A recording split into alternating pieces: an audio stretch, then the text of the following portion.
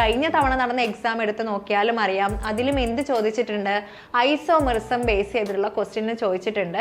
Scalar ക്വാണ്ടിറ്റിയിൽ ഉൾപ്പെട്ടത് ഏത്, അല്ലെങ്കിൽ വെക്റ്റർ ക്വാണ്ടിറ്റിയിൽ ഉൾപ്പെടാത്തത് ഏത് എന്നിങ്ങനെയുള്ള ക്വസ്റ്റ്യൻസ് എപ്പോഴും ചോദിക്കുന്നതാണ്. ഒരു സിറ്റുവേഷൻ തന്നിട്ട് ഏത് ചാർട്ടാണ് യൂസ് ചെയ്യുന്നതെന്നുള്ള ക്വസ്റ്റ്യൻസ്, ഇതെല്ലാം എവിടെ നിന്ന് വരുന്നതാണ്? പെഡഗോജിയിൽ എല്ലാ തവണയും ചോദിക്കുന്ന ക്വസ്റ്റ്യൻസ് ആണ്.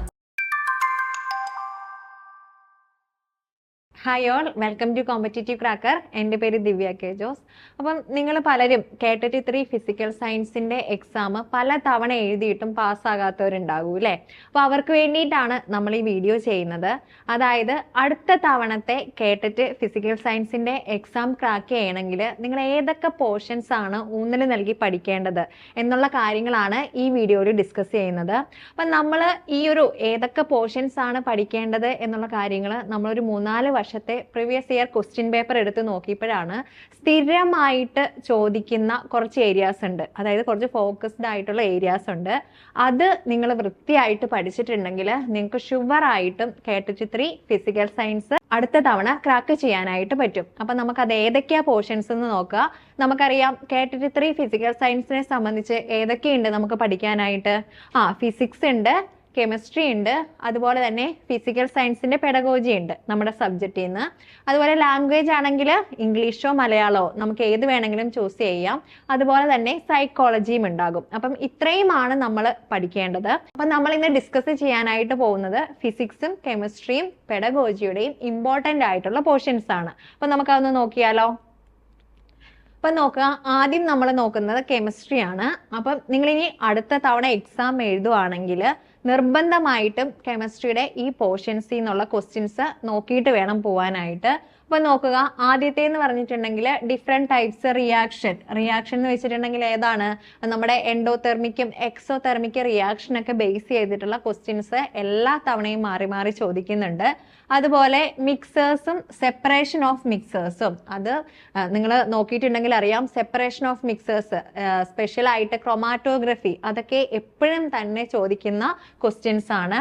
അതുപോലെ പീരിയോഡിക് ട്രെൻഡ്സ് നമുക്കറിയാം അല്ലെ? പീരിയോഡിക് ടേബിളിൽ നമ്മൾ പഠിക്കുന്ന പീരിയോഡിക് ട്രെൻഡ്സ് ഏതെങ്കിലും എപ്പോഴും ഒന്നെങ്കിൽ അയോണിക് റേഡിയസ്, അല്ലെങ്കിൽ എന്താണ് atomic radius, ionization enthalpy, electron gain enthalpy, ഇതിൽ നിന്നൊക്കെയുള്ള ക്വസ്റ്റ്യൻസ് മാറി മാറി വരുന്നുണ്ട്.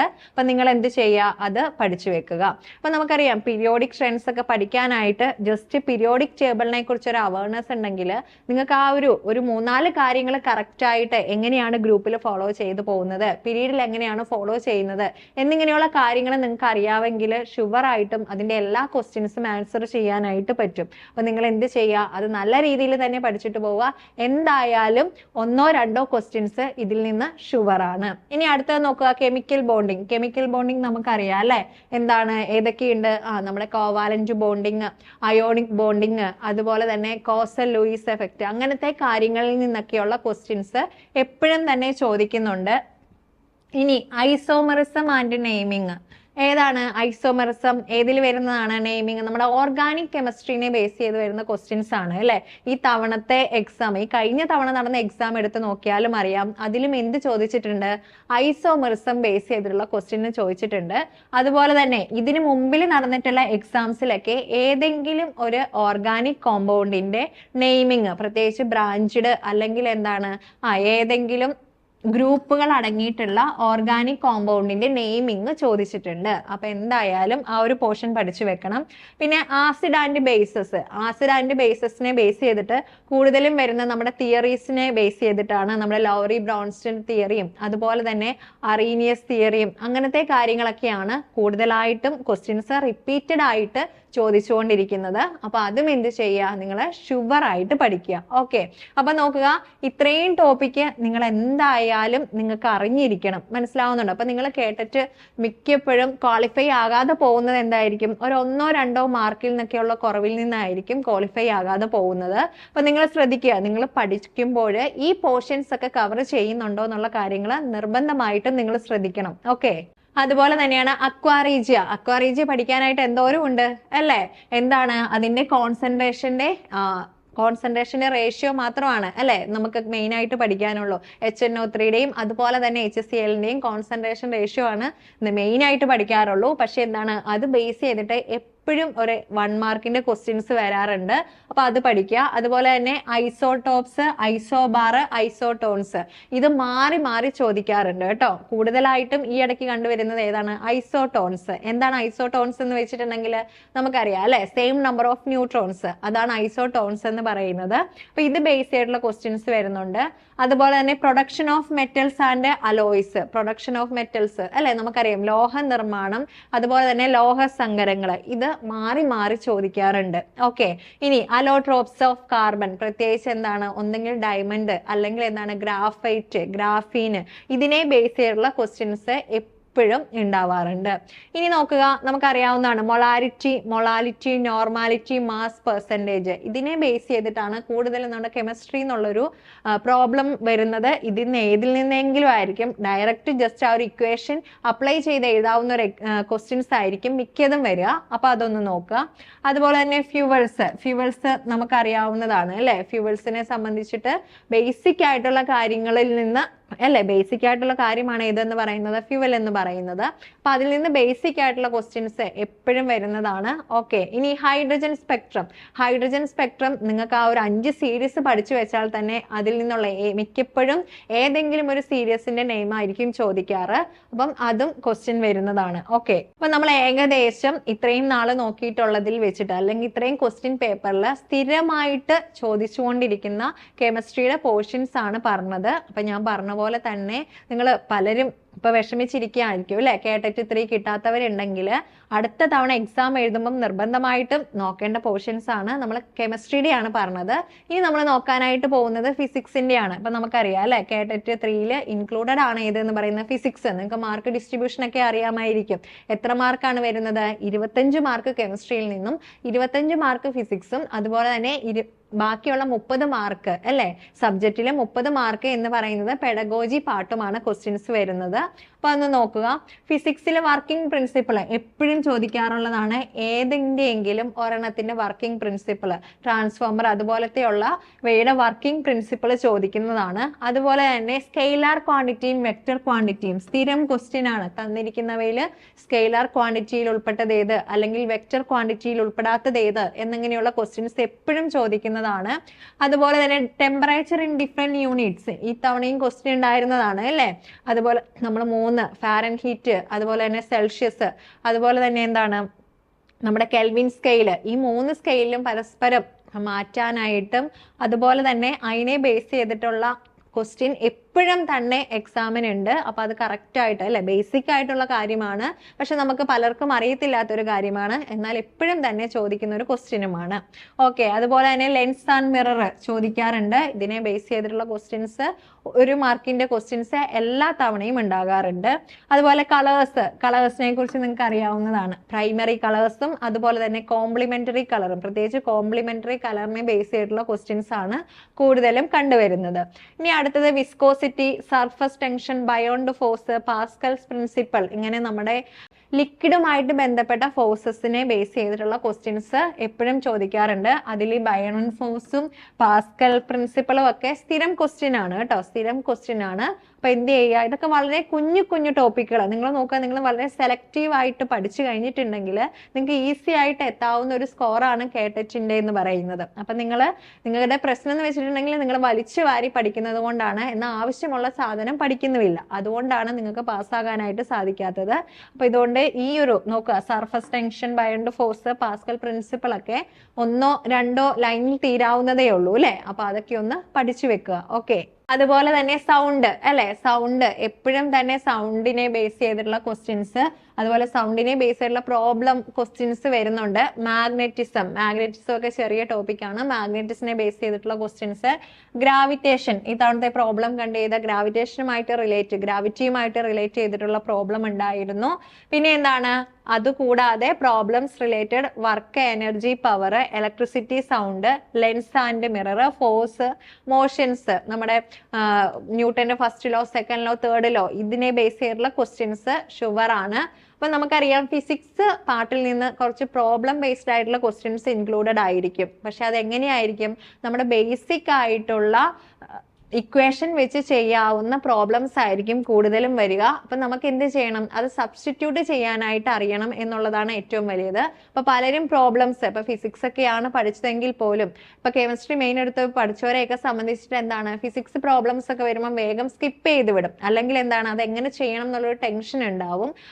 അവരൊക്കെ നിർബന്ധമായിട്ടും എന്ത് ചെയ്യുക? ബേസിക് ആയിട്ടുള്ള പ്രോബ്ലംസ് എങ്ങനെയാണ് ചെയ്യേണ്ടത് എന്ന് പഠിച്ചു പോവുക. ഓക്കെ, അപ്പൊ നമ്മളെ ഏകദേശം ഫിസിക്സിന്റെയും കെമിസ്ട്രിയുടെയും ഇമ്പോർട്ടന്റ് ആയിട്ടുള്ള ടോപ്പിക്സ് പറഞ്ഞു. ഇനി നമ്മൾ നോക്കാനായിട്ട് പോകുന്നത് സ്ഥിരം ക്വസ്റ്റ്യൻ ചോദിക്കുന്ന പെഡഗോജി പാർട്ടാണ് കേട്ടോ. അപ്പൊ പെഡഗോജി പാർട്ട് നോക്കുക. 5E മോഡൽസ് ഓഫ് ടീച്ചിങ് നിങ്ങൾക്ക് അറിയാവുന്നതാ അല്ലേ? ഏതാണ്? എൻഗേജ്, എക്സ്പ്ലോർ, ഇലാബറേറ്റ്, ഇവാലുവേറ്റ് എന്നൊക്കെ പറഞ്ഞിട്ടുള്ള 5E മോഡൽസ് പെഡഗോജി ഏതിൽ നിന്നാണെങ്കിലും ഇപ്പൊ K1 K2 K3 എല്ലാത്തിനും മാറി മാറി ചോദിക്കുന്നതാണ് 5E മോഡൽസ്. ഇത് എന്തായാലും നിങ്ങൾ എന്ത് ചെയ്യണം? പഠിച്ചിട്ട് പോകണം. ഓക്കെ, 1 മാർക്ക് ഉറപ്പാണ്. അടുത്തത് NCF 2005 KCF 2007 ക്വസ്റ്റ്യൻ ഉണ്ടാവും, നിർബന്ധമായിട്ടും പഠിക്കണം. ഇനി സയൻസിനെ സംബന്ധിച്ചിട്ടാണെങ്കിൽ പ്രോസസ് അപ്രോച്ചും പ്രോഡക്റ്റ് അപ്രോച്ചും എല്ലാ തവണയുമുള്ള ക്വസ്റ്റ്യൻ ആണ്. ഏതാണ് പ്രോസസ് അപ്രോച്ചിൽ ഇൻവോൾവ് ചെയ്യുന്നത്, ഏതാണ് പ്രോഡക്റ്റ് അപ്രോച്ചിലുള്ളത്, എപ്പോഴും തന്നെ ചോദിക്കുന്നതാണ്. ഇനി അടുത്തത് അല്ലെ, science, McCormack and Yager taxonomy of science education. ഒരു ക്വസ്റ്റ്യൻ ഏതെങ്കിലും ഡൊമൈനെ ബേസ് ചെയ്തിട്ടുള്ള ക്വസ്റ്റ്യൻസ് ഷുവർ ആണ്. നോക്കുക, ഡിഫറെന്റ് ടെസ്റ്റസ് ആൻഡ് ഇവാലുവേഷൻ എപ്പോഴും ഉള്ളതാണ് അല്ലെ. Achievement test, diagnostic test, prognostic test എന്ന് പറഞ്ഞിട്ടുള്ളത് ഏതിനെങ്കിലും ബേസ് ചെയ്തിട്ടുള്ളത്. അതുപോലെ തന്നെ ഇവാലുവേഷൻ ടെക്നിക്സ്. പിന്നെ സ്ഥിരം ക്വസ്റ്റ്യൻ ആണ് അല്ലെ, ഒരു സിറ്റുവേഷൻ തന്നിട്ട് ഏത് ചാർട്ടാണ് യൂസ് ചെയ്യുന്നതെന്നുള്ള ക്വസ്റ്റ്യൻസ്. ഇതെല്ലാം എവിടെ നിന്ന് വരുന്നതാണ്? പെഡഗോജിയിൽ എല്ലാ തവണയും ചോദിക്കുന്ന ക്വസ്റ്റ്യൻസ് ആണ്. ഓക്കെ, അതുപോലെ തന്നെ ഇൻക്വയറി ട്രെയിനിങ് മോഡല് പഠിച്ചു വെക്കേണ്ടതാണ്. അതുപോലെ എഡ്ഗർ ഡെയിൽ കോൺ എക്സ്പെരിമെന്റ് എപ്പോഴും തന്നെ അതിന്റെ ഇത് ചോദിക്കാറുള്ളതാണ്. പിന്നെ വാല്യൂസ് ഓൺ സയൻസ് ടീച്ചിങ്, ഒരു കുട്ടി നേടിയെടുക്കുന്ന വാല്യൂസ് തന്നിട്ട് അത് ഏത് വാല്യൂ ആണ്, ഏത് ടൈപ്പ് വാല്യൂ ആണ്, സ്ഥിരം ക്വസ്റ്റ്യൻ ആണ്. നിങ്ങൾ ക്വസ്റ്റ്യൻ പേപ്പർ എടുത്ത് നോക്കിയിട്ടുണ്ടെങ്കിൽ നോക്കിക്കോ, ഇതിൽ നിന്ന് എല്ലാ തവണയും ഒന്നെങ്കിൽ റിക്രേഷണൽ വാല്യൂ അല്ലെങ്കിൽ എസ്തറ്റിക് വാല്യൂ, അങ്ങനെ ഏതെങ്കിലും ഒക്കെ ഒരു വാല്യൂവിൽ നിന്ന് എപ്പോഴും തന്നെ ക്വസ്റ്റ്യൻ ഉണ്ട്. അപ്പൊ ഇനി അടുത്തത് കരിക്കുലം ബേസ്ഡ് അല്ലെ, concentric curriculum, different types of curriculum base ചെയ്തിട്ട് എപ്പോഴും തന്നെ ക്വസ്റ്റ്യൻ ഉള്ളതാണ്. ഇനി പ്രൊഫഷണൽ ഡെവലപ്മെന്റ് ഓഫ് ടീച്ചേഴ്സ് അല്ലെ, അതുപോലെ ലാബ് രജിസ്റ്റേഴ്സിൽ ഇൻക്ലൂഡഡ് ആവുന്നത് ഏതൊക്കെയാണ്, അതുപോലെ ലെസൺ പ്ലാനെ ബേസ് ചെയ്തിട്ടുള്ള ക്വസ്റ്റ്യൻസ്. ഇത്രയും ക്വസ്റ്റ്യൻസ് പെഡഗോജി പാർട്ടിൽ നിന്ന് സ്ഥിരം മാറി മാറി മാറി ചോദിച്ചുകൊണ്ടിരിക്കുന്നതാണ്. ഒരു തവണ ഇത് ചോദിച്ചെങ്കിൽ അടുത്ത തവണ വേറെ എന്നായിരിക്കും ചോദിക്കുക. എന്നാൽ എന്താണ്, ഈ ഒരു കണ്ടന്റിനെ ബേസ് ചെയ്തിട്ടുള്ള ക്വസ്റ്റ്യൻസ് തന്നെയാണ് വരുന്നത്. അപ്പൊ ഞാൻ എപ്പോഴും പറയുന്ന ഒരു കാര്യമാണ്, കേട്ടിട്ട് 3 പാസ്സായിട്ടില്ല, ഇനിയും പാസ്സായിട്ടില്ല എന്നുണ്ടെങ്കിൽ നിങ്ങളുടെ പ്രീവിയസ് ക്വസ്റ്റ്യൻ പേപ്പർ കറക്റ്റ് ആയിട്ട് അനലൈസ് ചെയ്യാത്തത് കൊണ്ടുള്ള കുഴപ്പമാണ്. പ്രത്യേകിച്ച് നമുക്കറിയാം ഫിസിക്കൽ സയൻസിനെ സംബന്ധിച്ച് നമുക്ക് എന്താണ്, HSA വെയിറ്റിംഗ് ആണ് അല്ലെ. HSA ഫിസിക്കൽ സയൻസ് വെയിറ്റിംഗ് ആണ്. അപ്പൊ എന്ത് ചെയ്യുക, നിങ്ങൾ എത്രയും വേഗം തന്നെ കേട്ടിട്ട് 3 പാസ്സാകുക എന്നുള്ളതാണ്. ഇനി നമ്മളെ സംബന്ധിച്ച് കുറെ പേരൊക്കെ വളരെ വിഷമിച്ചിരിക്കുന്ന ഒരു കാര്യമാണ് അല്ലെ. ഇപ്പൊ ഈ തവണത്തെ LPUP വിളിക്കുന്നതിന് മുമ്പ് പലർക്കും കേട്ടിട്ട് പാസ്സാകാനായിട്ട് പറ്റിയിട്ടില്ല. അപ്പൊ അവരെ സംബന്ധിച്ച്, കേട്ടിട്ട് 3-കാരെ സംബന്ധിച്ച് ഇനി എന്താണ്, നമ്മളെ സംബന്ധിച്ച് ഓരോന്നിന്റെയും HSA വരുന്നുണ്ട്. ആദ്യമേ തന്നെ വരാൻ പോകുന്നതാണ് HSA ഫിസിക്കൽ സയൻസ്. അതുപോലെ തന്നെ ഓരോന്നിന്റെയും HSA നെക്സ്റ്റ് ഇയർ ഒക്കെ ആയിട്ട് വരാനായിട്ട് പോകുന്നുണ്ട്. അപ്പൊ നമ്മുടെ ഖാദർ കമ്മിറ്റി റിപ്പോർട്ടൊക്കെ 2030 പ്രാബല്യത്തിലാവുന്നതിന് മുമ്പ് നമ്മൾ എന്ത് ചെയ്യുക, നമ്മൾ ഇതൊക്കെ പാസ്സായി HSA ഒക്കെ ക്വാളിഫൈ ചെയ്ത് നമ്മളൊരു സേഫ് സോണിൽ ഇരിക്കുവാണെങ്കിൽ നമ്മൾ പിന്നെ അതിനെപ്പറ്റി ഒന്നും ടെൻഷൻ അടിക്കേണ്ട ഒരു കാര്യവുമില്ല അല്ലേ. അപ്പൊ നിങ്ങൾ എന്ത് ചെയ്യുക, എത്രയും വേഗം തന്നെ കേട്ടിട്ട് 3 പാസ്സാകാത്തവരുണ്ടെങ്കിൽ ഉടനെ തന്നെ ഇനി നെക്സ്റ്റ് എക്സാം, നമുക്കിനി വേറെ എക്സാം ഇല്ല എന്നുള്ള രീതിയിൽ ചിന്തിച്ച് പഠിക്കാനായിട്ട് ശ്രദ്ധിക്കുക.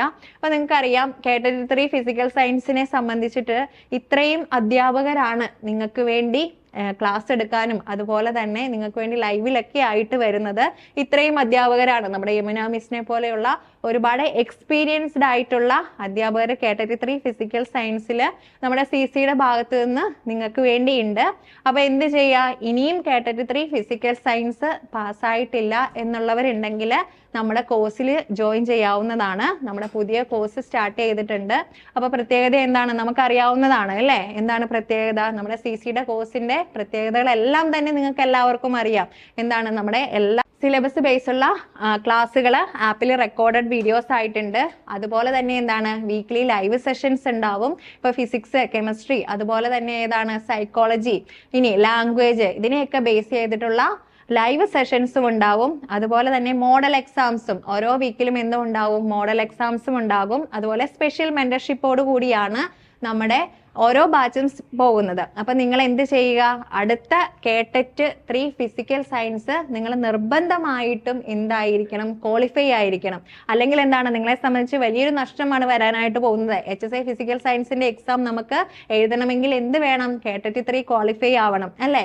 അപ്പൊ എന്ത് ചെയ്യുക, ഈ ഒരു രീതിയിലൊക്കെയാണ് നമ്മൾ ഇവിടെ പഠനം കൊണ്ടുപോകുന്നത്. അപ്പൊ നിങ്ങൾക്ക് അറിയാവുന്ന ഒരു കാര്യമാണ്, നമ്മൾ എപ്പോഴും എന്താണ് ടൈം ടേബിൾ ബേസ് ചെയ്തിട്ടാണ് നിങ്ങൾക്ക് ഓരോ കാര്യങ്ങളും പഠനത്തിനായിട്ട് തരുന്നത് അല്ലെ. അപ്പൊ ഇവിടെ നോക്കുക, ഇതൊരു ടൈം ടേബിളിന്റെ മോഡലാണ് നിങ്ങൾക്ക് തന്നിരിക്കുന്നത്. ഒരു 90 ഡേയ്സ് ടൈം ടേബിൾ ആണ് ഓരോ. അതുപോലെ സൈക്കോളജി, ഫിസിക്സ്, കെമിസ്ട്രി, പെഡഗോജി, ഇത്രയും പാട്ടുകൾ, അതുപോലെ തന്നെ ലാംഗ്വേജ്, ഇത്രയും പാട്ടുകൾ ഇൻവോൾവ് ചെയ്യിപ്പിച്ചിട്ടാണ് നമ്മൾ എന്ത് ചെയ്യുന്നത്, നിങ്ങൾക്ക് വേണ്ടി ടൈം ടേബിൾ ഷെഡ്യൂൾ ചെയ്ത് തരുന്നത്. അപ്പോൾ ഓരോ ദിവസവും നിങ്ങൾക്ക് പഠിക്കാനായിട്ട് ഒരു നിശ്ചിത ടോപ്പിക് ഉണ്ടാവും. ആ ടോപ്പിന്റെ വീഡിയോസ് നമ്മുടെ ആപ്പിൽ ഉണ്ടാകും. അതിനെ ബേസ് ആയിട്ടുള്ള ക്വസ്റ്റ്യൻസ് നിങ്ങൾക്ക് ക്ലാരിഫൈ ചെയ്ത് തരാനായിട്ട് മെന്റേഴ്സ് ഉണ്ടാകും. അപ്പോൾ നിങ്ങൾ എന്ത് ചെയ്യുക, നിങ്ങൾ നല്ല രീതിയിൽ ഈ ഒരു രീതി, ഇനിയിപ്പോൾ നിങ്ങൾ പഠിക്കുന്നവരാണെങ്കിൽ നിങ്ങൾ എന്ത് ചെയ്യുക, നിങ്ങൾ സെൽഫ് സ്റ്റഡി നടത്തുന്നവരാണെങ്കിൽ പോലും ഒരു ടൈം ടേബിൾ ക്രിയേറ്റ് ചെയ്തിട്ട് പഠിക്കാനായിട്ട് ശ്രദ്ധിക്കുക. അപ്പൊ അടുത്ത കേട്ടറ്റ് 3 ഫിസിക്കൽ സയൻസ് എന്തായാലും നിങ്ങൾ നേടിയെടുക്കണം. ഇതുപോലെ തന്നെ ടൈം ടേബിൾ ബേസ്ഡ് ആയിട്ടുള്ള പഠനങ്ങളൊക്കെ നിങ്ങൾ നടത്തി നോക്കുക. ഞാൻ പറഞ്ഞ പോലെ തന്നെ ഇമ്പോർട്ടന്റ് ടോപ്പിക്സ് നിങ്ങൾ എന്തായാലും കവർ ചെയ്തിട്ട് വേണം എക്സാമിന് പോവാനായിട്ട്. അപ്പം മറ്റൊരു വീഡിയോയുമായിട്ട് വീണ്ടും കാണാം. താങ്ക്